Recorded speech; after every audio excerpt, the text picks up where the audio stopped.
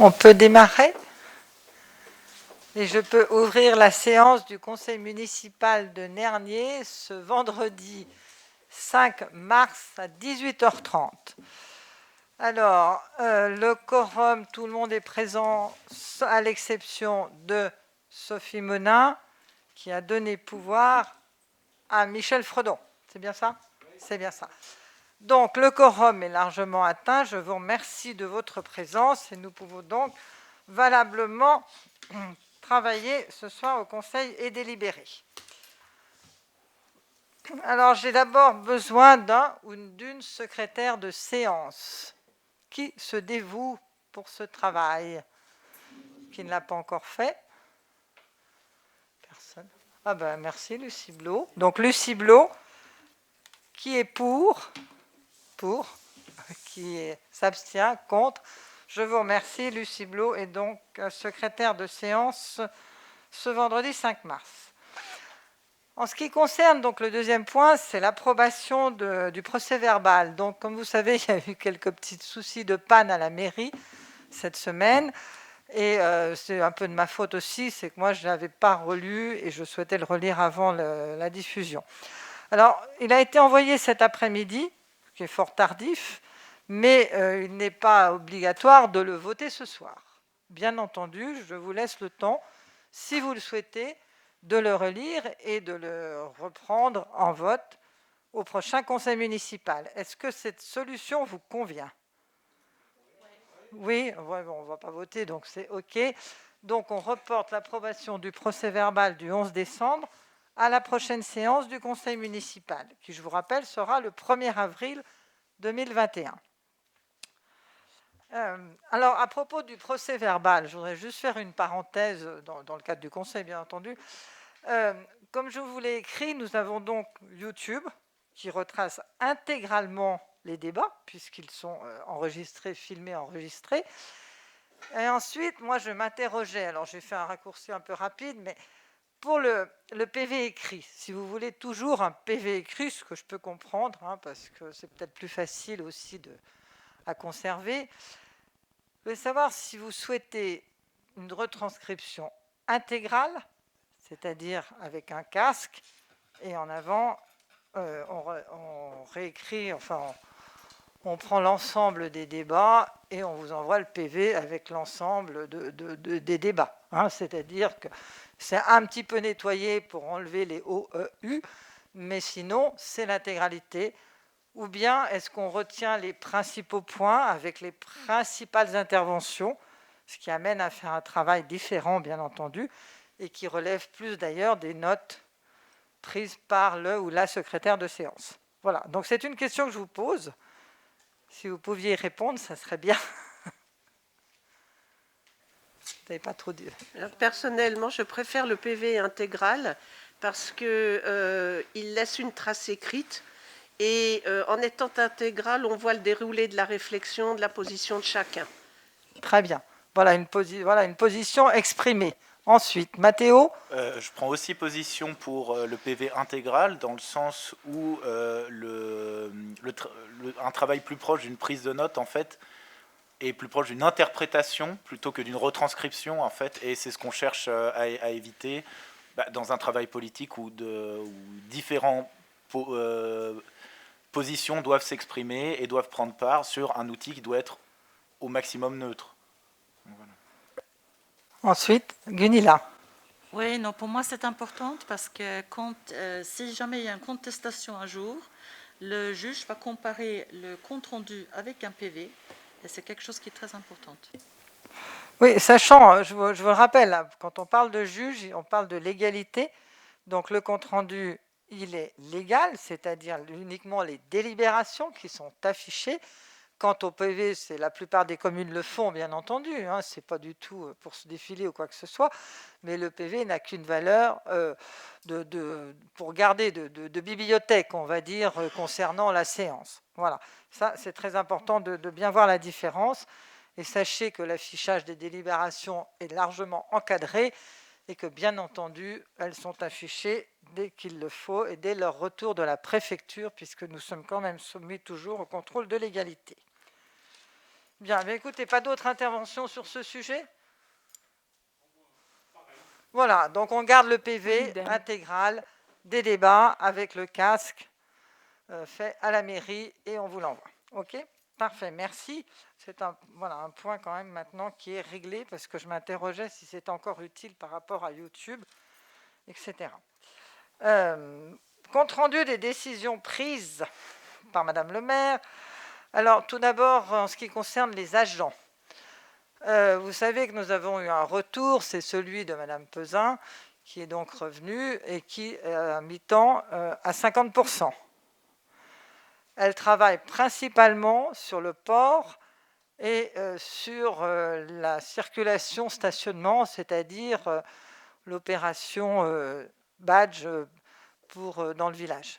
Badge, c'est-à-dire la pastille qu'on va remettre aux habitants du village, la pastille 21, qui indique qu'ils sont à jour et qu'ils peuvent stationner à partir du 1er avril dans le village, puisque le 1er avril, c'est la haute saison qui s'enchaîne. Donc voilà, et puis Natalia est encore là, a prolongé son contrat à 50%, et elle vient donc en appui sur l'urbanisme, bien entendu, mais également en appui par rapport à l'accueil. Et si Valérie, qui est à l'accueil, s'absente, Natalia prend le relais. Donc elle est là le matin, ainsi que le vendredi jusqu'à 17h, avec une coupure de midi à 13h30. Voilà pour les agents. Oui. Oui, juste sur Natalia, je voudrais souligner qu'elle a un rôle important au niveau de l'urbanisme. Elle s'est formée, on peut dire qu'elle est montée en puissance. Elle m'assiste maintenant dans tous les rendez-vous que j'ai avec des pétitionnaires, les architectes. Elle suit les réunions périodiques des services instructeurs avec Tournon Aglo. Donc je veux dire qu'elle est précieuse pour nous maintenant. Oui, j'arrive. Voilà.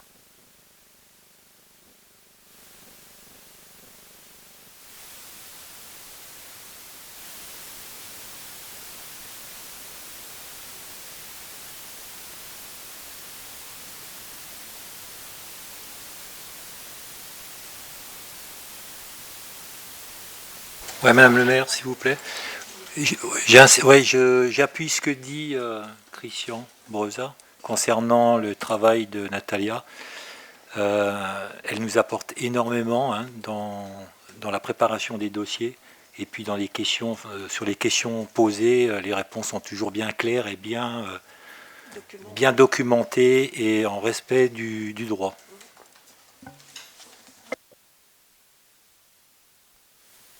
Moi, c'est bon là, voilà. Moi, les boutons, ça a toujours été compliqué pour moi, les boutons, excusez-moi, je vais y arriver. Il y a 2 boutons, je devrais arriver à choisir le bon très prochainement. En ce qui concerne, alors maintenant, je voulais vous parler des dépenses. Juste vous faire un point, puisque vous savez qu'on me soumet des devis, que je signe des devis ou que je paye des factures au nom de la commune, bien entendu. Alors, dans le cadre du CAR, du budget, ce que vous aviez voté, permettant d'avancer dans les investissements. Alors, je ne parle que des investissements, bien entendu.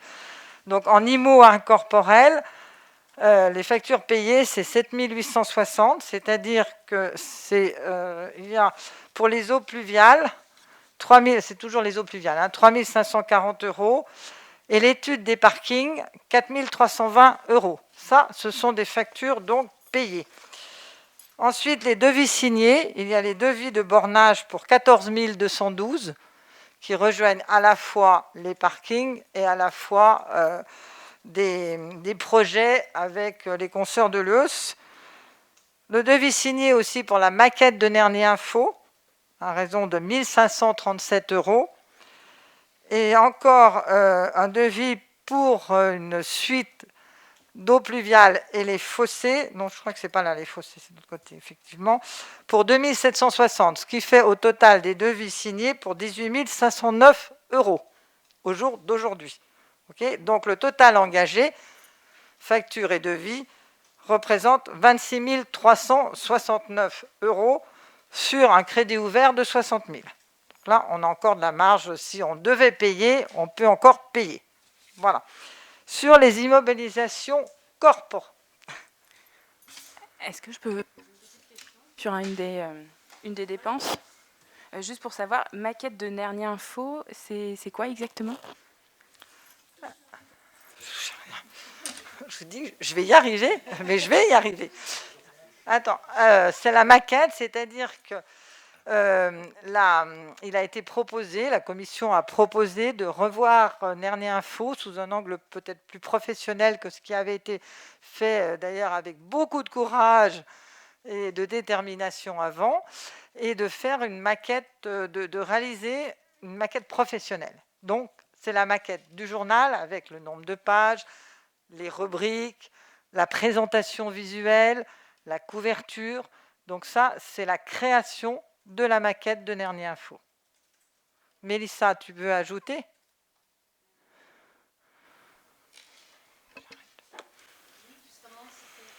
Pardon. C'est la maquette et après, il y a, ça c'est juste pour les principes. Et après, à chaque numéro, il y aura aussi une somme de, je crois que c'était 700 quelque chose, au moins que ça. Je ne me rappelle pas vraiment. À chaque numéro, il va faire la mise en page aussi de cette maquette. Voilà, donc c'est un travail de maquettiste. C'est un travail qui est d'un coût relativement intéressant, hein, parce que nous avons droit en plus à des réductions. Et donc pour 1 537 €, je crois que Nernia Info aura une belle maquette. Voilà. Alors les immobilisations corporelles, s'il n'y a pas d'autres questions sur cette première colonne corporelle, donc nous avons d'abord le câblage informatique de la mairie qui est payé pour 8 603,98 €. En devis signé, donc pas facturé, mais devis signé, terrassement 74 avec là justement le nettoyage des fossés, plus toujours des eaux pluviales, pour 98 192 €. Jolivet, la porte de la ferme, hein, c'est ça, la porte de la ferme pour 9 100, qui est en cours. Thermotech, le chauffage de la ferme, pompe à chaleur, pour 13 455 €. IBS, c'est-à-dire les micros que vous avez devant vous, pour 1 478 €. Au total, 122 225 € engagés sur 155 625 000 € votés. Le quart du budget. On est d'accord? Est-ce que je mettrai ça, hein, de toute façon, dans le PV, il n'y a pas de problème. Voilà, tout ça, vous pouvez... On vous le donnera. Est-ce que vous avez des questions? Non? Non. Les caméras et le Wi-Fi sont comprises ou pas encore? Pas encore, non. Moi, j'attends. Hein. Ah oui, non, c'est... Ah oui, d'accord, oui, oui. De toute façon, le Wi-Fi, c'est le port. Voilà. Et là, on est sur le budget de la commune. Voilà. Et on reprendra ça quand on va voir les budgets. Parce qu'effectivement, il faut à un moment donné que ce soit engagé, puisque les caméras au port ne peuvent être engagées qu'avec le Wi-Fi. Sinon, ça ne marche pas. Moi, je dis ce qu'on me dit. Hein. Moi, je le crois. Voilà. Alors, voilà. Ensuite, en urbanisme, une seule DIA. C'était une vente sur une SCI de petits bouts de terrain qui étaient disséminés dans une propriété. Là, j'ai plus, c'est là, vous l'avez vu en commission, les parcelles B691 et B694. Voilà, 190, route de Messery. Donc c'est quelque chose de très mineur, hein, puisqu'il y a très peu de mètres carrés. Pardon. Voilà. Autre information, la commune a été représentée à l'expertise d'assurance qui a eu lieu au centre du village pour un dégât d'eau usée. Il se trouve que le rapport avait bien démontré que la commune n'avait aucune responsabilité dans ce dossier, mais nous avons souhaité accompagner quand même le Néronien face à son assurance, etc., et qu'on ne se défile pas parce qu'on n'avait aucune responsabilité, à double titre d'ailleurs. D'une part, parce que les travaux avaient été faits de telle manière qu'ils n'étaient pas aux normes, et qu'à partir de là, il manquait un volet de refoulement, ou enfin, un truc, voilà, enfin, il manquait quelque chose, quoi. Voilà. Voilà, un clapet en retour. Bon, merci. Et puis, par ailleurs, nous ne sommes absolument pas compétents pour traiter des eaux usées, puisque c'est Thonon Agglomération. Et pour tout dégât de Thonon Agglomération, il y a d'ailleurs une astreinte. Si vous devez appeler, c'est vraiment directement Thonon Agglomération. C'est important, hein, les eaux usées, c'est pas drôle. Alors, je voudrais juste signaler qu'il faut faire attention dans ce genre de dossier. Nous avons été aux côtés donc du Néronien, de la famille néronienne qui avait été envahie de ces eaux usées, mais il n'empêche qu'il ne faut pas non plus laisser entendre que la commune ne fait pas des travaux parce qu'elle n'a pas de sous. Les canalisations, nous allons dépasser les 100 000 € de canalisation pour les eaux pluviales, c'est de notre responsabilité. Les eaux usées, ce n'est pas de notre responsabilité. Même si on doit faire quelque chose, on le fera. Et ce n'est pas une question de budget, c'est une question de compétence. De surtout ne pas laisser entendre qu'on ne rénove pas les canalisations parce qu'on n'a pas de sous. Quand on n'est pas compétent, on n'est vraiment pas compétent. Et je vous dis, plus de 100 000 € pour les eaux pluviales montre quand même qu'on a quelques préoccupations de canalisation au-delà des maquettes de Nernia Info et autres. Voilà, ok. Donc ça, ceci étant dit, j'ai une dernière...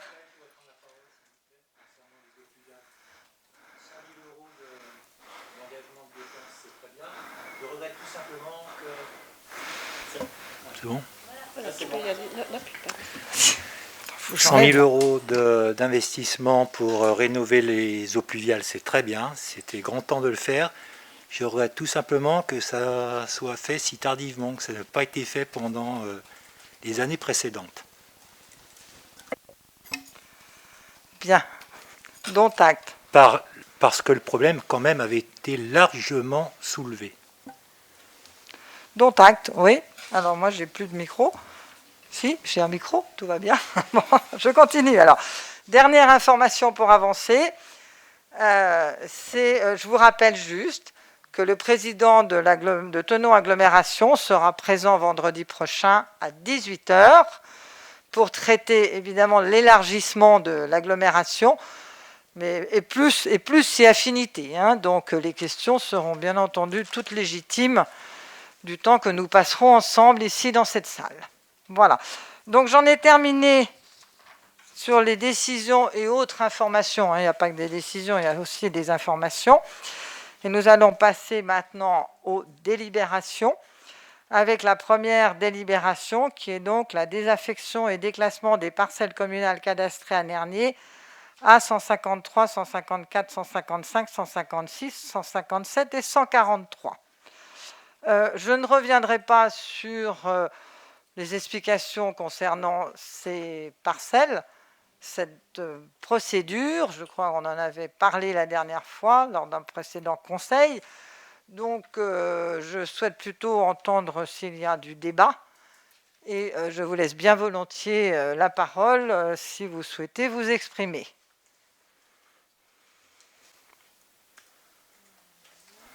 Bon, je vais commencer.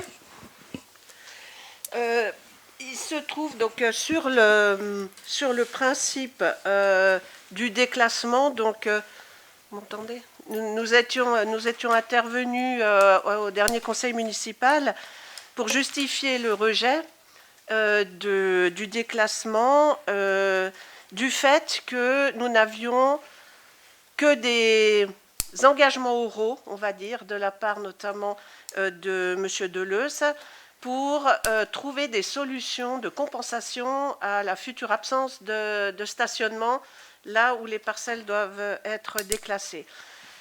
Entre-temps, nous avons eu une rencontre avec M. Deleuze, c'est-à-dire M. Bamberger, M. Grillon et moi-même, comme nous l'avions convenu lors d'un conseil privé. Donc nous l'avons rencontré, exposé le problème, enfin notre problème, et qu'il a bien entendu, et finalement il a accepté de s'engager à la cession d'un certain nombre de parcelles pour un euro symbolique en compensation de ce déclassement. Monsieur Breza, je crois, a discuté aussi du côté d'Imaprime. Nous voulions également des garanties par rapport à des engagements oraux que M. Gallet avait pris, mais qui, n'étant qu'oraux, n'étaient pas formalisés. Et nous avons obtenu ces engagements formalisés par le biais d'une lettre. Si je dis des sottises, M. Breza, vous pouvez me rectifier, qui comporte toutes les attentes. Voilà. Donc sur le fond, aujourd'hui, de notre côté, nos attentes ont été entendues et on y a répondu. Voilà. Oui. Donc je vais répondre à Geneviève Gras, étant précisé que je ne participerai pas au vote, puisque comme je l'ai indiqué lors du précédent conseil, j'ai des relations professionnelles sur un autre territoire que la commune de Nernier avec le promoteur Imaprime. Je me suis quand même permis de contacter le promoteur, parce que compte tenu du vote lors du dernier conseil municipal, en tant qu'élu municipal, je m'inquiète un peu pour les deniers de la commune. Donc je l'ai contacté pour lui demander si cette délibération au final ne passait pas, que se passait-il, hein? Et bien on m'en a pris, puisqu'on a reçu pas plus tard qu'il y a quelques jours une lettre de sa part nous disant qu'il attaquerait la commune en dommages-intérêts à hauteur d'1,2 million. Et on a reçu pas plus tard qu'aujourd'hui une assignation nous mettant en cause et nous sommant de lui fendre les terrains. Donc c'est à ce titre-là que je me suis permis de l'appeler, parce que nous sommes quand même des élus responsables, et à titre personnel, je n'assumerai pas le fait d'endetter la commune si jamais nous mettions en défaut la parole qui a été donnée à ce promoteur-là. Voilà, c'est à ce titre-là que je l'ai appelé, et ensuite pour le reste, je vous ai laissé discuter avec lui.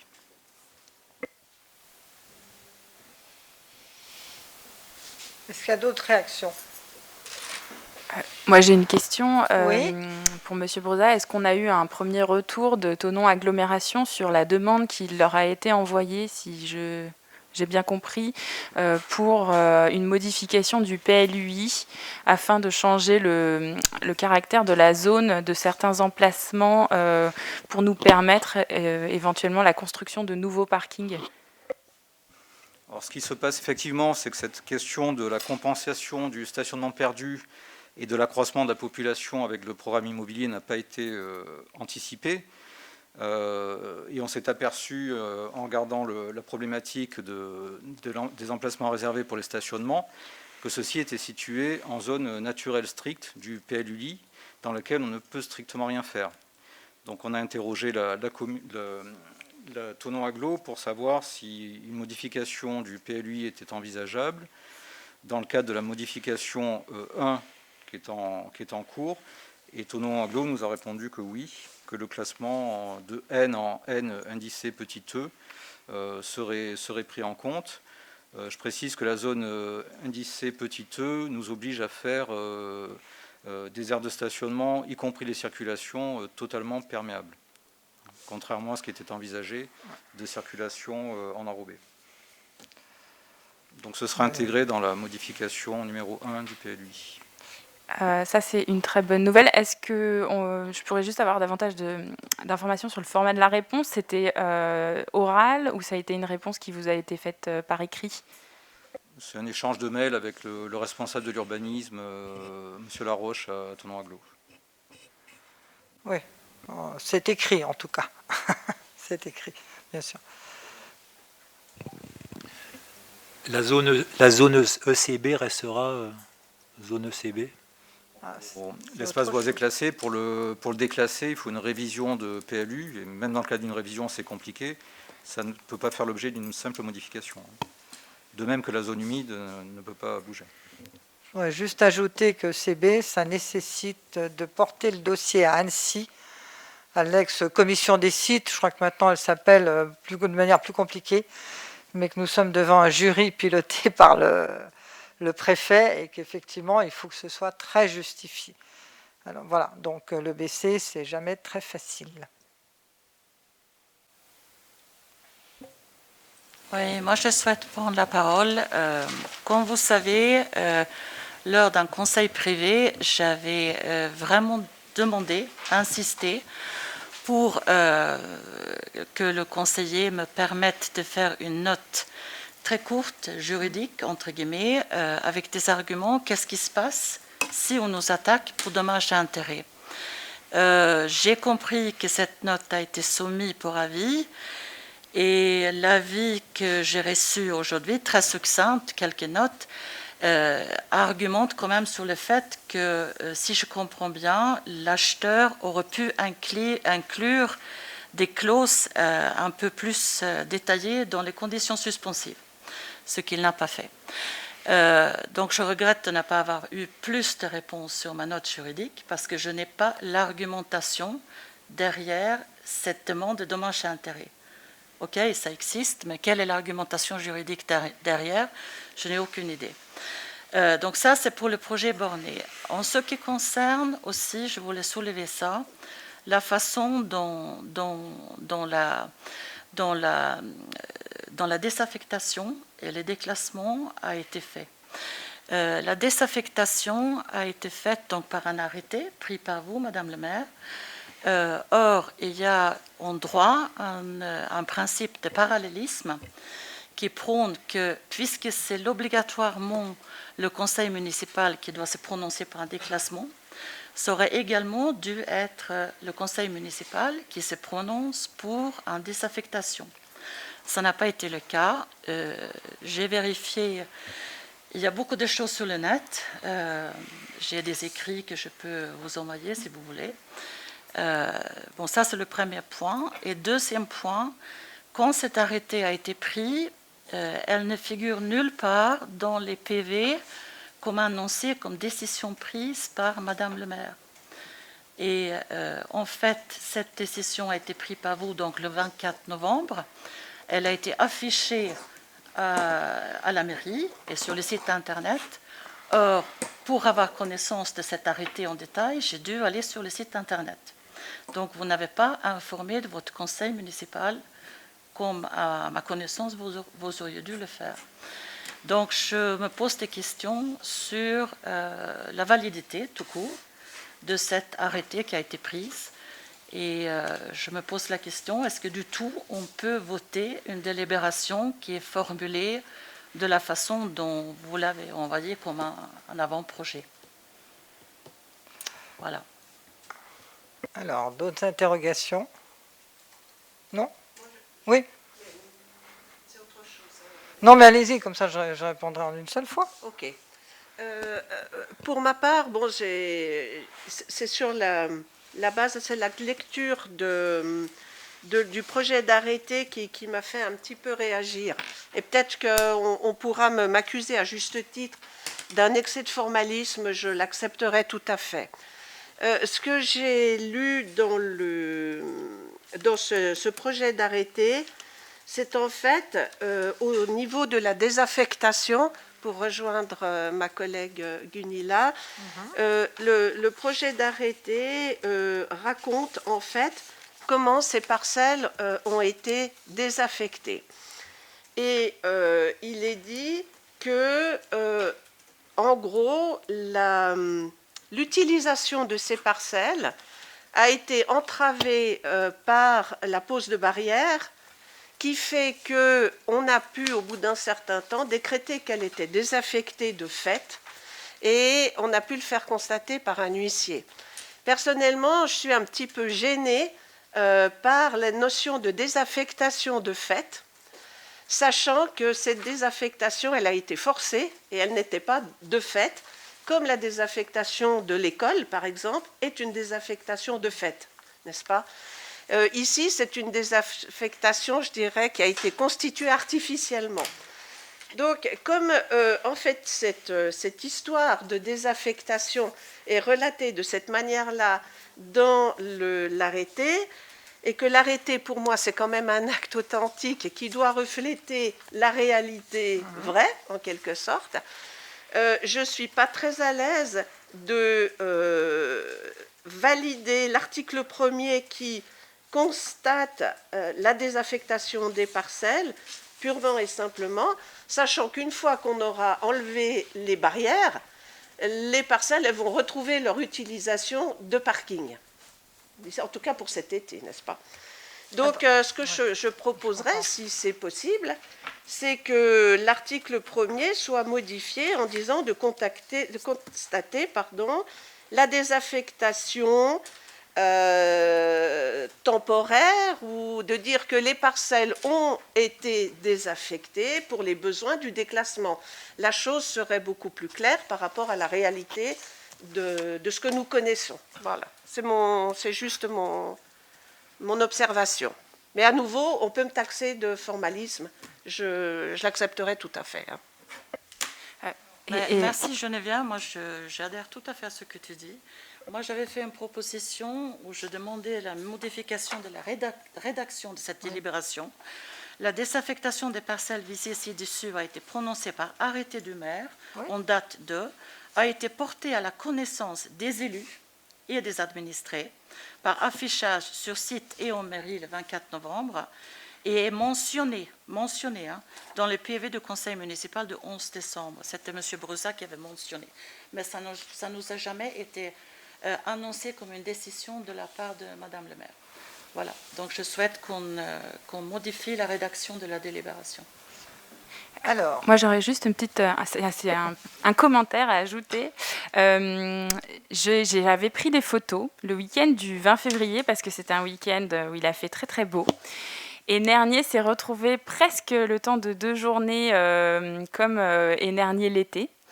Et j'ai pris des photos parce que je ne sais pas si certains d'entre vous ont eu l'occasion de se promener dans le village et aux alentours ce jour-là, mais la situation de stationnement était complètement chaotique avec des voitures, du coup, comme les parkings sont plus disponibles, garées partout. Et on était au 20 février. Malheureusement, j'ai fait une fausse manipulation, j'ai plus les photos, il m'en reste que 2 et dessus, je pense qu'elles ne relèvent pas vraiment, enfin, elles ne retransmettent pas le chaos parking qui était le cas ce jour-là. Et je voulais vous les montrer aujourd'hui. Et du coup, je me questionne sur comment, si jamais ces parcelles sont déclassées et que ce projet voit le jour et qu'on n'a pas de solution pour les parkings dans l'immédiat et puis même sur le long terme, comment on va pouvoir gérer ça et tout bonnement, comment les rares commerces existants à Nernier vont pouvoir continuer à vivre, tout simplement déjà. Voilà. C'était juste un commentaire que je voulais faire ce soir. Est-ce qu'il y a d'autres interventions? Non? Alors, voilà. Donc, si j'ai bien compris, vous avez des doutes sur la procédure de désaffectation déclassement. Bon, cette procédure est parfaitement encadrée. D'ailleurs, elle a été signifiée dans la promesse de vente de telle manière qu'elle soit faite ainsi. Voilà. Ça, c'est une première chose. Et je voudrais bien vous rappeler une précision. Il y a désaffectation pour déclassement. Parce que, et vous le savez, je ne mets pas en doute vos connaissances sur ce sujet, déclassement pour revenir au domaine privé. Le domaine public de la commune, c'est un domaine inaliénable, bien entendu. Ça, c'est clair, on est d'accord là-dessus. Il se trouve que ces terrains qui sont intervenus dans le giron de la commune par des échanges, enfin par des origines diverses et variées, des achats bien entendu, étaient à l'origine dans le domaine privé de la commune. Le fait de les avoir laissés libres, à l'accès libre, ils sont passés dans le domaine public de par leur usage. Donc, ils sont devenus domaine public parce qu'effectivement, on a laissé les gens bien légitimement se garer sur cet espace qui était libre. Voilà. À partir de là, la désaffectation, elle est obligatoirement constatée par le maire, par un arrêté du maire. C'est-à-dire que je ne peux pas vous demander à vous de prendre une délibération pour désaffecter. En revanche, l'huissier qui est légitime, puisque c'est très exactement la procédure définie par les différents codes qui s'occupent de cette partie-là, l'huissier était obligatoire pour venir constater qu'effectivement, on ne se garait plus sur ce terrain. On ne peut plus se garer parce qu'il y a des barrières. Ensuite, ce que vous avez à voter ce soir ou pas, c'est la désaffectation permettant le déclassement. Et donc, la vente de la même façon qu'on a des terrains qui sont proposés à la vente et à l'achat à la société Imaprime. Voilà. Alors, à partir de là, il faut bien distinguer les deux choses, c'est-à-dire qu'il fallait démarrer la procédure, elle se démarre sur la base de la désaffectation, c'est-à-dire qu'on montre qu'il n'y a plus de parking sur ce terrain, et ensuite, le fait qu'il n'y a plus d'usage public sur ce terrain entraîne son déclassement et son retour au domaine privé de la commune. Alors après, j'ai bien noté qu'effectivement, c'est que temporaire. Mais non, ce n'est pas temporaire. Ça restera du domaine privé de la commune jusqu'à la signature de la vente, si signature il y a. Le jour où la signature interviendra, si elle intervient avec le promoteur, ce jour-là, ces petites parcelles, elles iront dans la vente et elles ne feront plus partie du domaine de la commune. Et l'usage du promoteur, ça sera selon ce qu'il pense devoir être. Vous comprenez ? C'est-à-dire, pourquoi est-ce que il a proposé dans un écrit, dans une lettre, la fameuse lettre à 1,2 million, il a bien proposé de la remettre à disposition avec une convention, gratuite évidemment, mais ça sera remis par convention. Mais ça ne sera plus dans le domaine de la commune, ni privé, ni public, puisqu'il les aura achetés au même titre que le reste, si signature il y a. Vous comprenez ? Donc, ce n'est pas déclassé temporairement ou désaffecté temporairement. Pour la commune, ça sera définitif. Ensuite, le promoteur a proposé, de façon à ce que les problèmes de circulation, de stationnement soulevés, demeurent les solutions plutôt demeurent les mêmes qu'avant, avec les mêmes parkings. Maintenant, si ce n'est pas suffisant, ça ne l'était pas l'année dernière, on est bien d'accord aussi. Voilà. Donc, je crois que là-dessus, il faut être bien clair. Hein, on est d'accord ? C'est une procédure qui ne concerne que la commune. Demain, domaine privé, ça rejoint les autres terrains en domaine privé. Et c'est à ce moment-là, si c'est déclassé, si vous l'autorisez, eh bien, ça sera signé pour la vente. Et ensuite, le promoteur, il sera propriétaire. La commune n'aura plus rien à voir puisqu'elle aura vendu ce terrain, enfin ces terrains. D'accord ? Mais rien n'interdit au promoteur de dire à la commune, je vous mets des terrains à disposition parce qu'effectivement, l'été prochain, vous avez besoin de parking. Moi, je n'ai pas de souci, je ne commence pas les travaux tout de suite, ce qui est évident d'ailleurs. Hein, et qu'à partir de là, on lui avait assez dit qu'on ne voulait pas que les travaux démarrent trop fortement en été. Si possible, si on pouvait éviter les bulldozers l'été, ça serait bien. Voilà, donc maintenant, tout ça était très clair et c'est écrit clairement dans la lettre. Alors, je ne sais pas si j'ai répondu. Non, en fait, si vous voulez, la raison de mon intervention, ce n'est pas le déroulement de cette procédure, parce qu'on l'a tous et toutes très bien compris, cette procédure, mais c'était une interrogation sur la notion de désaffectation de fait, oui, qui, en l'occurrence, ne correspond pas à la désaffectation effective qu'on peut constater sur un bien immobilier qui n'est plus utilisé depuis un certain temps. C'est tout. Donc, mon interrogation, elle ne se limite qu'à ça. Mais je ne remets pas en cause du tout la procédure et toute la suite de l'affaire. Donc, c'est par rapport à l'adéquation de la réalité, la réalité, n'est-ce pas, avec l'histoire qu'on raconte dans cet arrêté. Mais pour ce qui est de la procédure, je crois que tout le monde la connaît, tout le monde l'a comprise, et on ne va pas ergoter là-dessus. D'accord. Pardon, je crois que je vais ergoter un peu quand même. Vous venez de dire, Madame le maire, on va voter une désaffectation permettant le déclassement. Oui. On va voter une désaffectation aujourd'hui. Non. Mais vous venez de dire, on va voter une désaffectation permettant le déclassement. Vous allez, dans la délibération, vous constatez la désaffectation. Ah, voilà, mais c'est autre chose. D'accord ? Mais c'est la délibération. La délibération, elle comprend la double détente. Constater la désaffectation et voter le déclassement. C'est comme ça que ça doit se passer. Moi, j'invente rien là. C'est de la procédure du code des collectivités, du code de la voirie, du code de l'urbanisme. Bref, il faut aller voir. Hein. Et c'est vrai qu'il y a beaucoup de choses là-dessus, mais néanmoins, il y a des codes. Basta. Ouais, alors, voilà. simplement, je veux juste intervenir avec une chose. La procédure de déclassement des notaires associés Nancy, publiée sur le net, qui fait jurisprudence, la procédure de déclassement obéit d'une façon générale au principe du parallélisme des formes et des compétences. En d'autres termes, c'est la collectivité publique propriétaire et plus précisément à son organe délibérante qu'il appartient de décider la désaffectation, notion factuelle, et de prononcer le déclassement, acte juridique. Oui. Donc, je répète, collectivité publique propriétaire, et plus précisément à son organe délibérant, c'est-à-dire au conseil municipal, qu'il appartient de décider la désaffectation.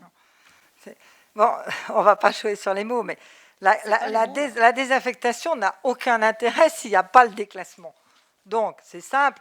C'est une délibération à double détente. La désaffectation, elle est marquée dans la promesse de vente. D'accord ? Donc, on peut tourner en rond toute la soirée là-dessus. De toute façon, ce n'est pas moi qui ai inventé la désaffectation. Cette désaffectation, elle est dans la promesse de vente que j'ai été autorisée par le conseil municipal précédent à signer. Tu comprends ? Donc, à un moment donné, je dois aller jusqu'au bout de ce que j'ai signé. J'ai signé cette promesse de vente avec l'article, je ne sais plus combien, désaffectant ces parcelles, ces bouts de parcelles, c'est marqué dans la promesse de vente. Désaffectant ces parcelles, j'ai été cohérente avec la promesse de vente, et ensuite, vous votez sur la base de la enfin bref, vous avez faut constater la désaffectation. Ensuite, c'est le déclassement. Faut bien voir que c'est pas, j'ai pas pris ça comme ça. C'est dans la promesse de vente, et nous en avions discuté d'ailleurs à plusieurs reprises, qui restaient ces parcelles-là. Voilà, les autres faisant partie du domaine privé de la commune. Voilà.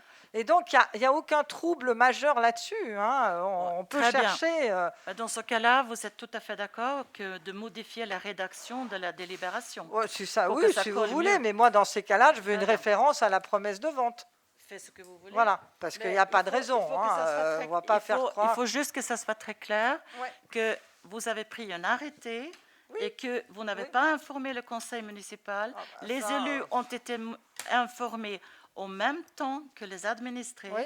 Vous n'avez pas jugé bon de mettre en avant la décision a été prise lors d'un conseil municipal. Ça, je veux simplement que ça soit clair, que ça soit dans la délibération que vous allez demander au vote aujourd'hui. Oui, mais j'ai pas de souci. Effectivement, c'était visible pour tout le monde. Bon, là, il y a probablement une erreur de ma part, et je le reconnais bien volontiers, qui n'est pas une erreur vraiment volontaire, dans la mesure où c'est affiché et que tout le monde pouvait lire l'arrêté. Et Dieu seul le sait si d'ailleurs j'ai eu des questionnements là-dessus. Hein. J'ai une série de mails de questionnements. Bon, c'est vrai que le 11 décembre, j'aurais dû vous en parler, peut-être vous le dire, mais bon, c'est passé à l'as. Comme il y a peut-être d'autres choses qui peuvent aussi passer à l'as, effectivement. Voilà, donc c'est... Bon, je veux bien, moi, faites-moi une rédaction. On va suspendre la séance si vous le souhaitez, de façon à pouvoir rédiger ce qu'il faut. Donc, je suspends la séance en attendant la rédaction, peut-être de toi, Geneviève, et de toi, Gunilla, mais le plus simple possible, hein. Moi, je vous ai déjà envoyé ce que je propose comme rédaction. Alors, il faut le redire pour tout le monde. Je vais le dire exactement encore une fois, ce que je propose comme rédaction. J'ai envoyé un mail donc à tout le monde. Attends, je vais le reprendre. C'est pas ça. Attends, j'ai beaucoup de trop de papier. Si vous voulez qu'on arrête. Je vais retrouver la... Ouais.